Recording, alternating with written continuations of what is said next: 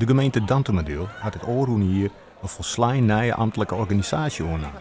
Dat wie nodig totdat de gearworking met de gemeente Noord-East-Friesland op 1 januari is eindigen. Om de frisse stad te markeren, schoon de nieuwe ambters manjetemoon aan voor een skippelijk moarsbrug. Het is vaak die mensen die onder één ding onthouden.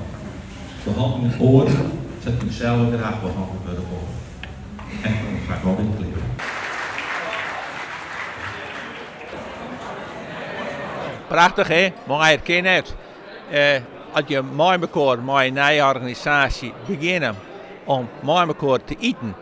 Nou, dat is altijd goed, want eten bindt en verbindt. Er zijn ongeveer een dikke 100 mensen uit wat de eerste uur gaat naar Dantemerdeel. We hebben 60 vacatures. Nou, we zitten in een merken wat moeilijk meest te krijgen is. Maar we zijn zelf ook verbaasd dat er toch meer dan 1000 mensen gereageerd hebben op de 60 vacatures die wij hier hebben. En dat weer boven verwachting. Voorheen wie ik brengen we achter een spathal bij Heerdenbeek, gemeente Noord-East-Friesland. Nou, ik zie je weer een nieuwe uitdaging, een lidstaat organisatie. Dus nou ja, ik creëer de kans, dus daar ga ik voor mij onder slag. Dat is mijn tweede week al. Dus nee, maar ik zit in een leuke ploeg en we werken al je mijnwander, dus zo moet het wijzen.